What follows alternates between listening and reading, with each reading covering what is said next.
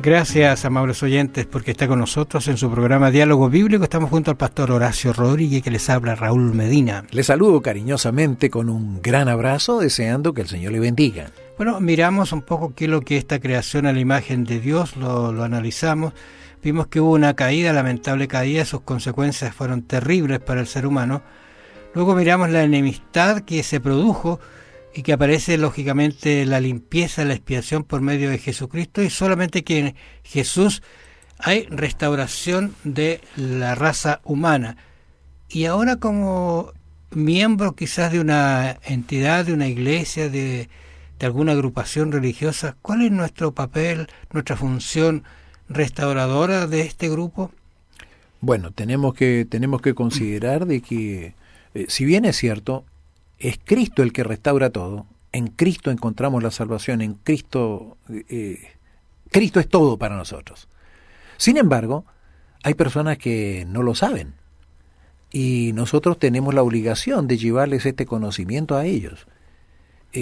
Comenzando primeramente, cuando uno hace un papel, generalmente uno va en representación de la iglesia, por eso que dice el papel restaurador de la iglesia.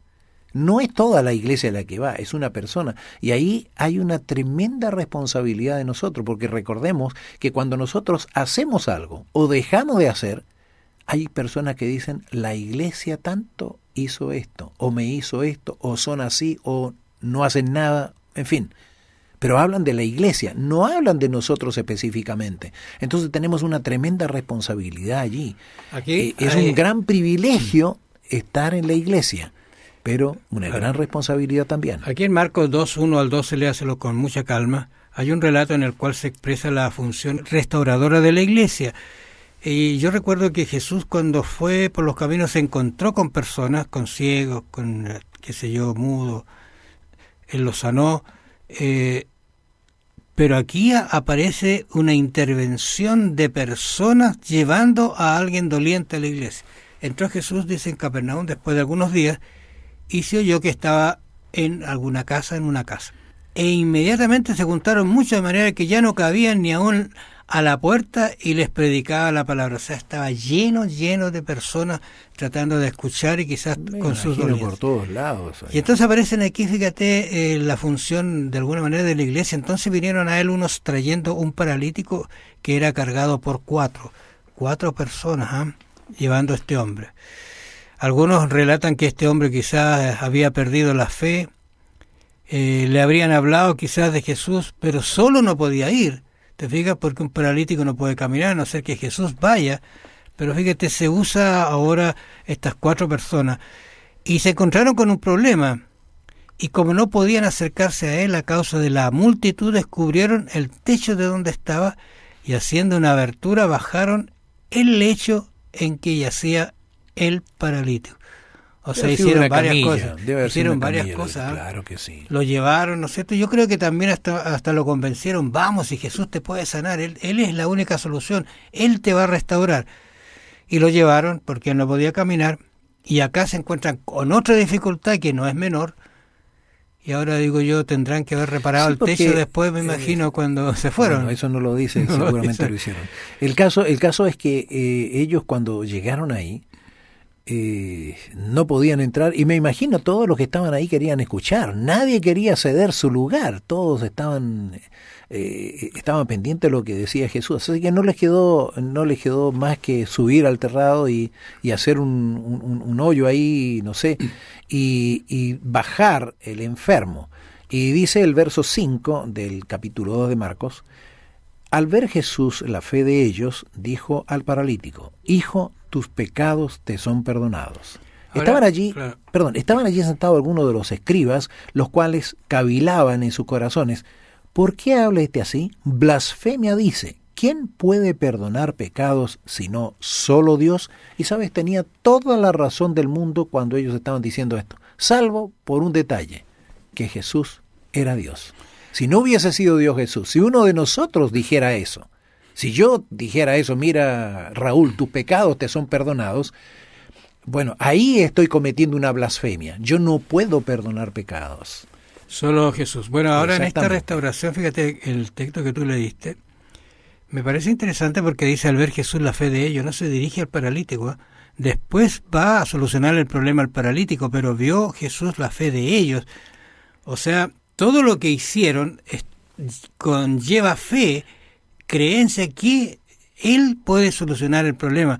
Y se lo depositan a los pies de Jesús y se lo llevaron de la manera que pudieron, salvando obstáculos como los que habían, y llegaron con Él. Y luego se produce toda esta explicación que hay acá acerca de si perdonan o pecado, y entonces Jesús termina diciendo, mira, para que sepas que yo soy Dios, soy el Mesías, soy el restaurador, y le hace una preguntita antes que los deja perplejos.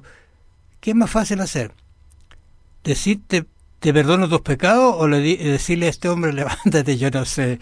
Esa fue una pregunta que no tuvo respuesta. Claro, era más fácil decir en ese caso. Seguramente lo más fácil era decir tus pecados te son perdonados. Iban a decir tus pecados te son perdonados porque no había, dime tú, si yo te perdono los pecados, ¿cómo sabes tú si los pecados realmente fueron perdonados o no? Tienes que creer solamente. Pero aquí aparece algo concreto. Pero ahí él le dice, claro, ahí le dice, para que sepas que el Hijo del Hombre tiene potestad de perdonar pecados, a ti te digo, levántate, toma tu lecho y vete. Y fue lo que el hombre hizo. Quiere decir entonces que las dos cosas funcionaban con el Señor. El Señor le perdonó los pecados y también los restauró. No aparece en la Escritura en realidad, pero voy a decirle lo que estoy pensando. Si Dios solo se hubiese quedado con perdonar los pecados a ese hombre y no lo hubiese sanado, aún habría sido feliz. Pero Dios siempre hace las cosas completas. De todas maneras. Y siempre va más allá de lo que se pide. Él vino por su salud, pero Dios le dio lo que primero él necesitaba, el perdón de los pecados. Yo creo que después se sintió realmente una persona feliz. Y ahora sí que le dieron paso para salir caminando y volverse a su casa completamente sano. Dios puede hacer eso, lo hizo y lo puede hacer en cualquier momento. Y en este instante, escuchaba la emisora que decía que nosotros a veces en el silencio, en nuestro silencio no clamamos a Dios, no oramos, no le pedimos, y usaba el ejemplo de la oración de Jabe, que está en Segunda de Crónicas, cuando él dice, Señor, yo quiero que me hagas 4 cositas nomás, y al final el texto dice, y Dios le contestó todo lo que le pidió. Así podemos hacer también nosotros con nuestras peticiones. Ahora, el ladrón no viene para hurtar y matar y destruir. Yo he venido, o sea, el ladrón no viene sino para hurtar y matar y destruir. Yo he venido para que tengan vida y para que la tengan en abundancia. Esto yo creo que hay que tomarlo muy en serio porque Jesús es sinceramente un restaurador. Personas que ayer las vimos de una manera y hoy día las vemos con un cambio extraordinario en sus vidas, en su papel, en su cuidado, en su aseo, en su mostrarse, en su familia, con sus hijos. ¿Qué hace eso? Eso lo hace justamente el restaurador, que es Cristo Jesús, y eso tenemos que comunicarlo a la gente, al mundo. Gracias por su atención, amables oyentes. Nos encontramos mañana. Bendiciones. La Iglesia es llamada a participar con Cristo en llevar a la gente a una restauración física, mental y espiritual de la imagen de Dios en ellos. Piénselo. Que el Señor le bendiga. Será hasta mañana.